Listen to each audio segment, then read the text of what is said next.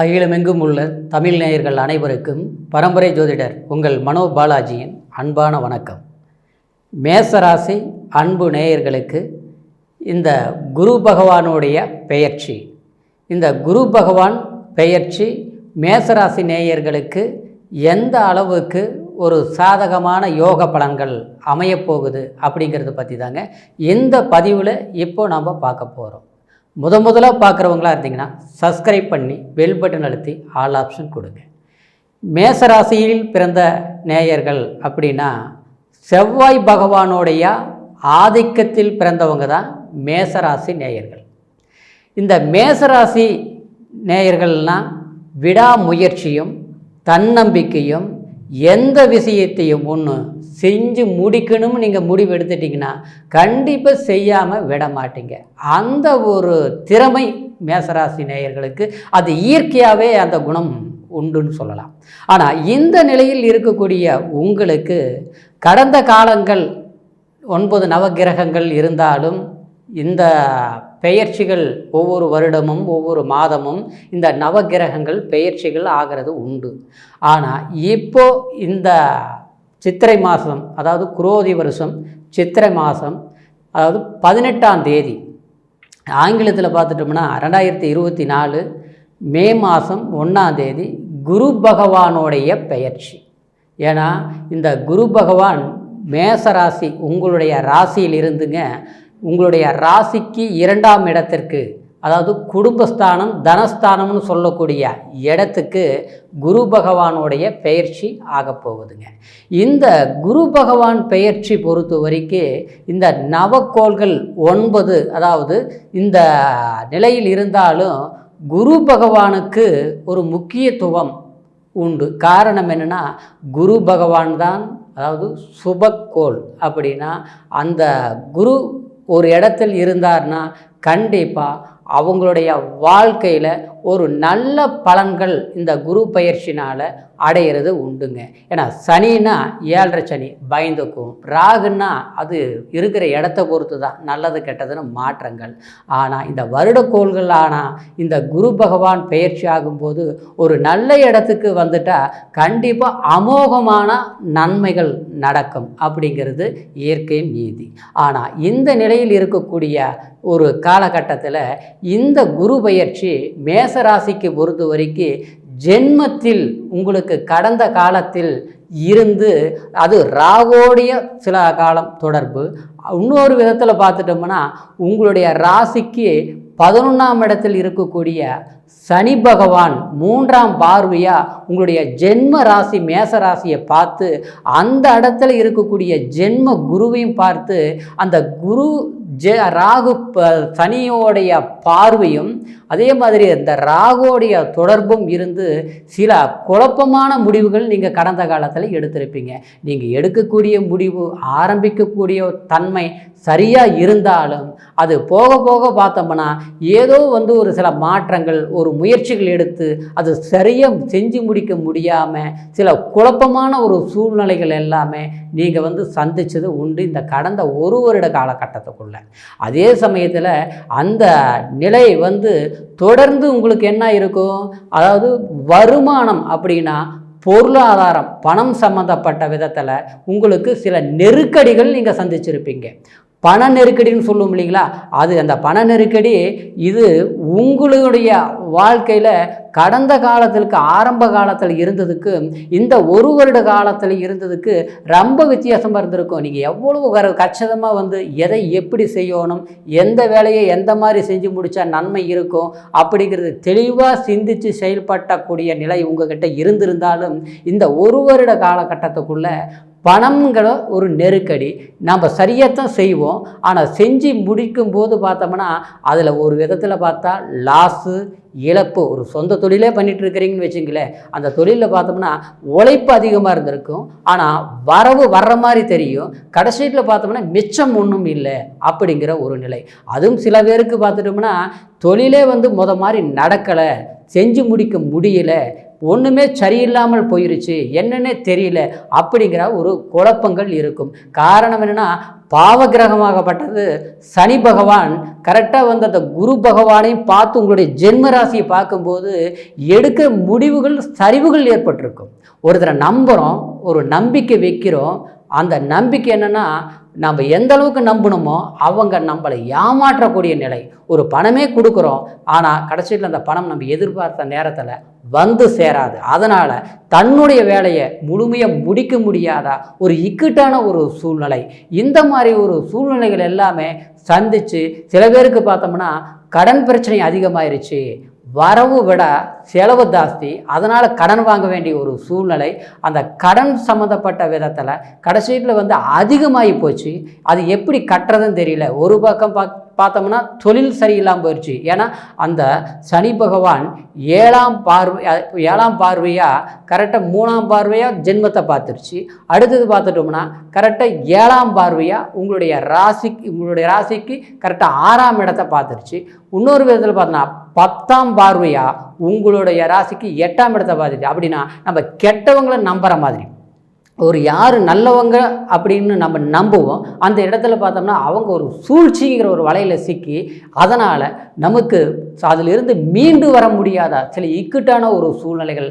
அதனால் பார்த்தோம்னா ஒரு விதத்தில் குடும்பத்தில் சில பிரச்சனைகள் சரிவுகள் சந்திக்கக்கூடிய ஒரு நிலை.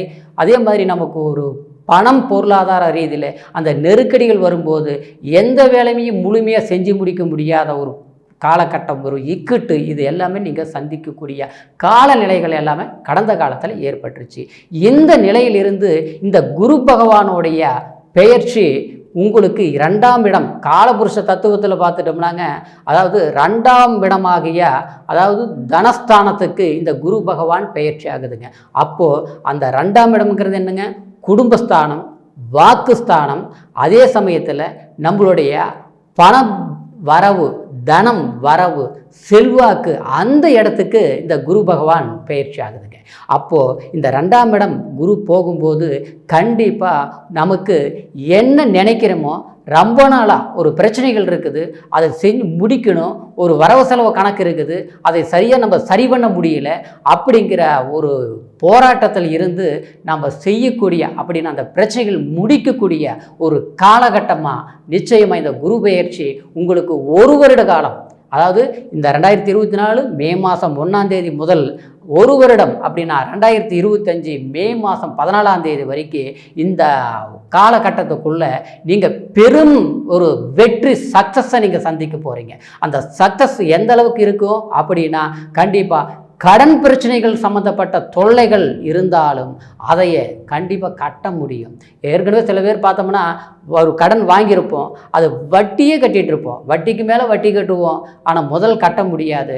சம்பாதிக்கிறது வந்து அடுத்தவங்களுக்கு செலவு பண்ணுற மாதிரி தான் இருக்குமே தவிர தன் குடும்பத்துக்கு தன் தேவைக்கு நம்ம சரியான முறையில் எதுவுமே பயன்படுத்த முடியாத ஒரு சூழ்நிலைகள் ஏற்பட்டிருக்கும். அந்த நிலை மாறக்கூடிய ஒரு அமைப்பாக இந்த குரு பயிற்சி உங்களுக்கு ஒரு சாதகமான ஒரு யோகமான ஒரு அமைப்பாக அமையப்போகுதுங்க. அது மட்டும் இல்லைங்க, இந்த 2ஆம் இடத்தில் இருக்கக்கூடிய குரு பகவான் உங்களுடைய ராசிக்கு 6ஆம் இடத்தை 5ஆம் பார்வையாக 6ஆம் இடத்தை பார்க்குதுங்க. 6ஆம் இடம்ங்கிறது என்னங்க, கடன், நோய், அதே மாதிரி சத்ரு, அதே மாதிரி வந்து அடுத்தவங்களால் வரக்கூடிய கோர்ட்டு வழக்கு, வம்பு வழக்கு, எல்லா பிரச்சனைகளும்.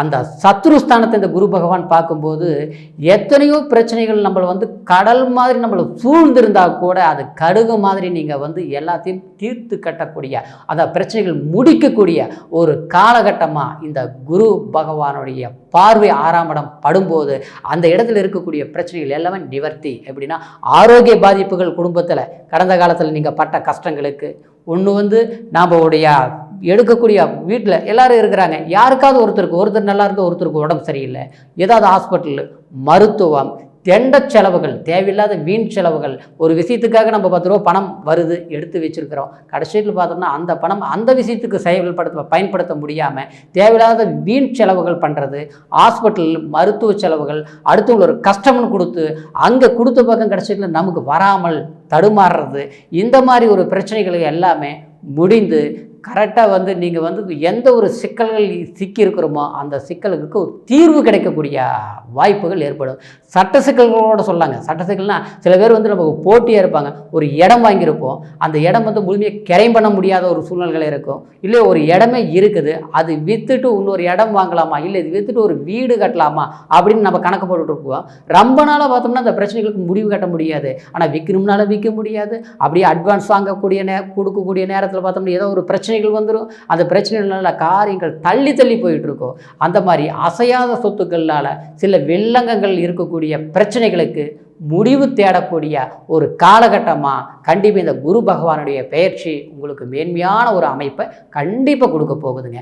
அதே சமயத்தில் உங்களுடைய அதாவது ராசிக்கு கரெக்டாக வந்து 8ஆம் இடத்தை குரு பகவான் 7ஆம் பார்வையாக பார்க்குதுங்க.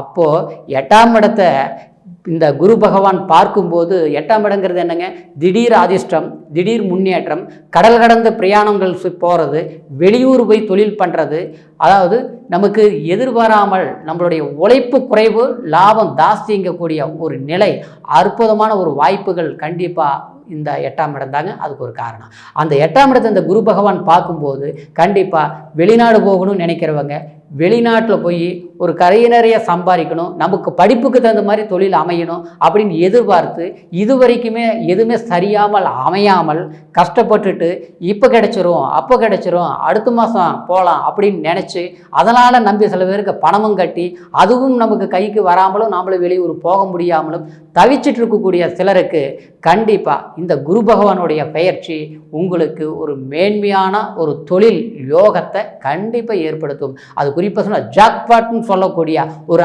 அற்புதமான ஒரு எதிர்பார்க்கக்கூடிய ஒரு திருப்திகரமான தொழில் சார்ந்த நல்ல விஷயங்கள் அமையுங்க. அதே நேரத்தில் குடும்பத்தில் இருக்கக்கூடிய சிக்கல்கள், கணவன் மனைவிக்குள்ளே இருந்த சில பிரச்சனைகளை கூட அந்த 2ஆம் இடத்துல குரு வரும்போது கணவன் மனைவிங்களுக்குள்ள ஒற்றுமை இல்லைங்க, நல்லா இருந்தோம், இந்த ஒரு வருஷ காலமாக ஒன்றுக்கு ஒன்று கொஞ்சம் சரியில்லாமல் இருக்குது அப்படிங்கிறவங்களுக்கு பிரிந்த குடும்பம் ஒன்று சேர்றதுக்கும் குடும்பத்துக்குள்ள சங்கடங்கள் இருந்த சங்கடங்கள் தீரக்கூடிய ஒரு காலகட்டமாகவும் நிச்சயமாக அமையுங்க. அதே சமயம் இந்த குரு பகவான் 9ஆம் பார்வையாக உங்களுடைய ராசி 10ஆம் இடத்துல பார்க்குறதுனால புதிய தொழில் தொடங்குறவங்க, புது முயற்சிகள் எடுக்கிறவங்க, அதாவது அதே நேரத்தில் ஒரு ரொம்ப நாளாக நினச்சிட்ருக்குறோம் இந்த தொழில் வந்து எக்ஸ்ட்ரா ஏதாவது ஒன்று பண்ணி செய்யலாம் அப்படின்னு நினச்சிட்ருக்குறோம், ஆனால் அது பண்ணவே முடிய மாட்டேங்குது அப்படிங்கிறவங்களுக்கு கண்டிப்பாக இந்த வருஷ கணக்கில் பார்த்துட்டோம்னா இந்த குரு பெயர்ச்சியிலிருந்து மே மாதம் 1ஆம் தேதியிலிருந்து பார்த்தோம்னா நிச்சயமாக தொழிலில் வந்து ஒரு பிரகாசமான ஒளி வட்டம் உங்களுக்கு தெரியக்கூடிய அளவுக்கு உங்களுடைய வாழ்க்கை வளம் பெறும். அதே மாதிரி திருமணம் சார்ந்த விஷயங்களே கூட கண்டிப்பாக இதுக்கு முன்னால் தள்ளி போனது, தடைகள் ஆனது, இந்த மாதிரி விஷயங்கள் வந்து கண்டிப்பாக இனிமேல் உங்களுக்கு திருமணம் சார்ந்த விஷயங்களுக்கு ஆண் பெண் இருவருக்குமே சொல்ல போனோம்னா, அதாவது இளம் திருமண காரியங்கள் தடப்பட்டவங்களுக்கு திருமண பாக்கியம் கைகூடி வரக்கூடிய ஒரு காலகட்டமாக இந்த குரு பகவானுடைய பெயர்ச்சி உங்களுக்கு சாதகமான ஒரு அமைப்பு கொடுக்கறதுனால நிச்சயமாக இது வந்து உங்களுக்கு அற்புதமான பொன்னான காலமாக நினச்சி பயன்படுத்துங்க. கண்டிப்பாக மேசராசி நேயர்களுக்கு இது ஒரு சாதகமான காலகட்டமாக உங்களுடைய வாழ்க்கை கண்டிப்பாக வளம் பெறும் காலம் நிச்சயமாக ஆரம்பிக்க போகுது. சரியான முறையில் பயன்படுத்துங்க. இருந்தாலும் இப்போ நான் சொன்னக்கூடிய இந்த பலன்கள் அனைத்தும் அதாவது உங்களுடைய ராசிக்கு சந்திரனை மையமாக கொண்டு உங்களுக்கு கோச்சார பலன்கள் இருந்தாலும் உங்களுடைய ஜென்ம ஜாதகத்தில் லக்னம் என்ன, எப்போ என்ன தசா புத்தி நடக்குது, உங்களுடைய ஜாதகத்தில் குரு பகவான் எந்த ஸ்தான பலம் பெற்று இருக்குது அப்படிங்கிறது உங்களுடைய பிறப்பு ஜாதகத்தை ஒரு முறை நீங்கள் பார்த்துக்குங்க. அது பார்த்துக்கிட்டு இதையும் சரியான முறையில் இந்த கோச்சாரமும் இணைச்சு பார்க்கும்போது உங்களுக்கு முழுமையான பலன்கள் கண்டிப்பாக உங்களுக்கு கிடைக்கும். நீங்கள் ஜாதகத்தை எங்கிட்ட பார்க்கணும்னு நினச்சிங்கன்னா கீழே இருக்கிற நம்பருக்கு ஃபோன் செய்து பிறந்த தேதி, பிறந்த நேரம், பிறந்த ஊர் மூணையும் தெரியப்படுத்தி உங்களுடைய ஜாதக முழு பலன்களை தெரிஞ்சு பயன்பெறுங்க. உங்களுடைய வாழ்க்கை எல்லாம் இந்த குரு பகவானுடைய பெயர்ச்சியிலிருந்து கண்டிப்பாக இந்த ஒரு வருட காலம் உங்களுடைய வாழ்க்கை வளம் பெற வேண்டும் என்று வாழ்த்தி மீண்டும் ஒரு அடுத்த பதிவில் சந்திக்கிற வரைக்கும் நன்றி, வணக்கம்.